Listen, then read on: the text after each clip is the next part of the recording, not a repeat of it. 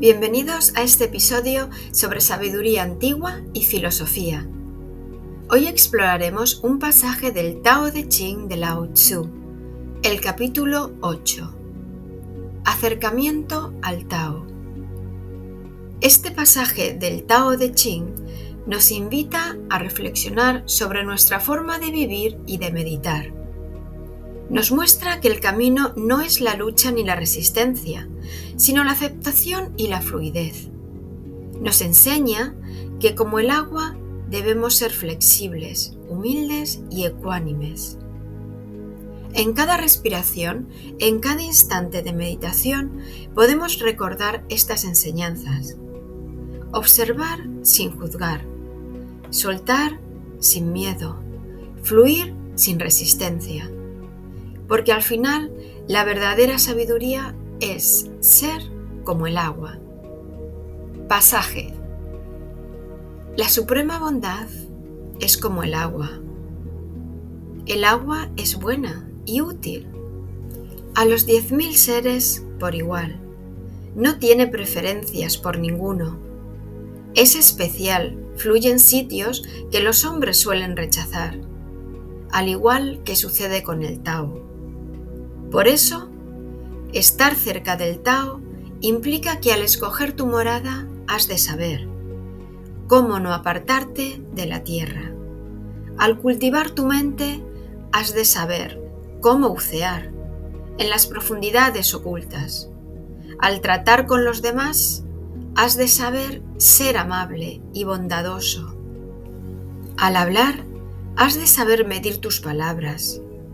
Al gobernar has de saber cómo promover el equilibrio. Al administrar, has de saber ser eficaz y justo. Cuando actúes, has de saber escoger el momento oportuno.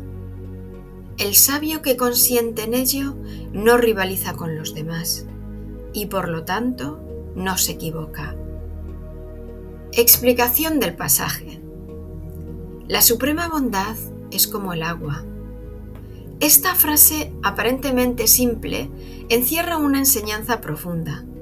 El agua representa la esencia misma del Tao, el camino natural, el fluir de la existencia. En la práctica de la meditación buscamos precisamente eso, volvernos como el agua, aprender a fluir sin resistencia, sin lucha, sin apego. El agua es buena y útil para los 10.000 seres por igual. Los 10.000 seres es una expresión que en la filosofía taoísta representa la totalidad de la existencia, todas las cosas, todos los seres vivos. El agua no discrimina, no elige a quién beneficiar y a quién no. Es generosa y flexible, se adapta a las circunstancias sin perder su esencia. En meditación podemos aplicar este principio aprendiendo a soltar juicios, a cultivar la ecuanimidad, a estar presentes sin preferencias, sin aversiones. El agua no tiene preferencias por ninguno en especial. Aquí Lao Tzu nos habla de la imparcialidad de la naturaleza, de su aceptación total de lo que es. En meditación, esto nos invita a observar sin apegarnos ni rechazar lo que surge en nuestra mente.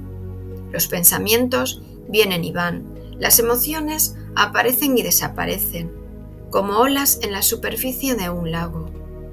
Nuestra tarea no es controlarlas, sino observarlas con la misma ecuanimidad con la que el agua toca todas las orillas. El agua fluye en sitios que los hombres suelen rechazar. Este es un punto esencial en la enseñanza taoísta. El agua no busca solo lugares elevados, sino que se dirige naturalmente a los valles, hacia lo bajo, hacia lo que los demás evitan. Aquí hay una enseñanza de humildad.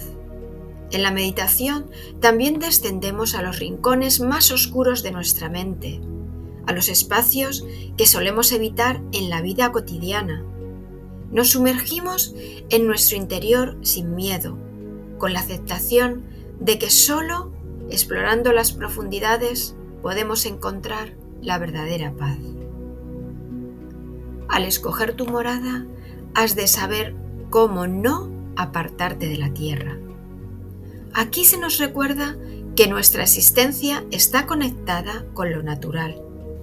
En la vida moderna es fácil desconectarse del ritmo de la tierra, vivir en la prisa, en el estrés, en la artificialidad. La meditación nos devuelve a esa esencia, a la simplicidad. Nos recuerda que debemos vivir en armonía con nuestro entorno. Al cultivar tu mente, has de saber cómo bucear en las profundidades ocultas. Este es un mensaje directo para quienes practican la meditación. La mente superficial es como la superficie de un lago, agitada, inquieta, reflejando todo lo que pasa a su alrededor. Pero si buceamos en su profundidad, encontramos quietud. La meditación es ese viaje hacia el fondo del lago, donde las aguas son serenas, donde la verdadera comprensión y paz residen. Al tratar con los demás, has de saber ser amable y bondadoso. Aquí, Lao Tzu nos recuerda que la práctica espiritual no es solo un viaje interno, sino que también debe reflejarse en nuestra relación con los demás.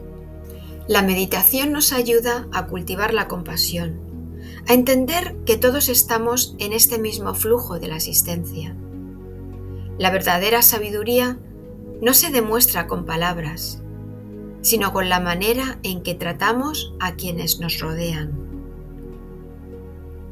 Al hablar, has de saber medir tus palabras.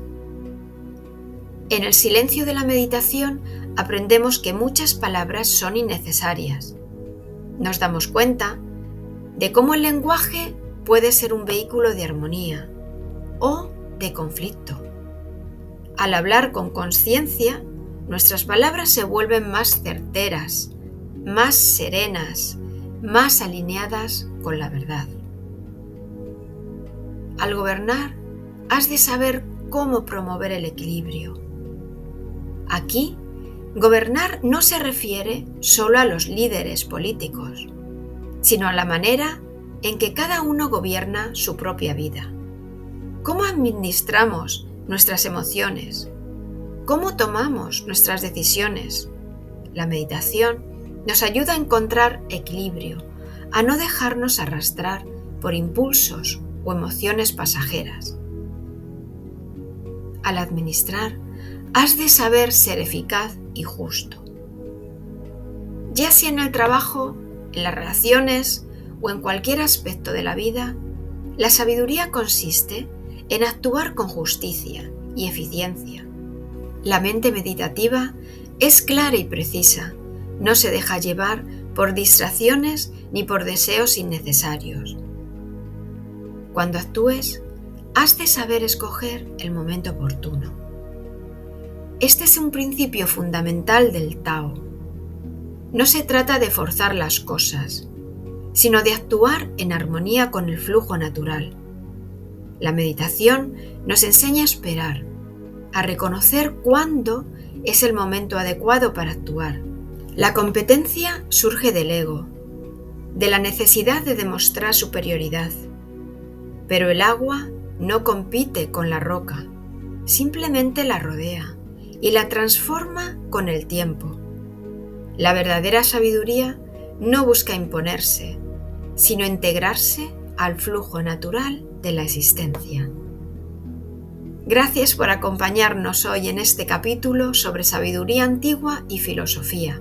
Si encuentras útil este contenido, no olvides suscribirte a nuestro canal para seguir profundizando juntos y comparte este vídeo para ayudar a más gente a conocer un poco más de esta sabiduría y filosofía. Y dadle a gustar si habéis disfrutado con esta sesión. Y nos vemos en el próximo capítulo. ¿Y cuándo es el mejor para permanecer en calma? El sabio que consiente en ello no rivaliza con los otros y por tanto no se equivoca.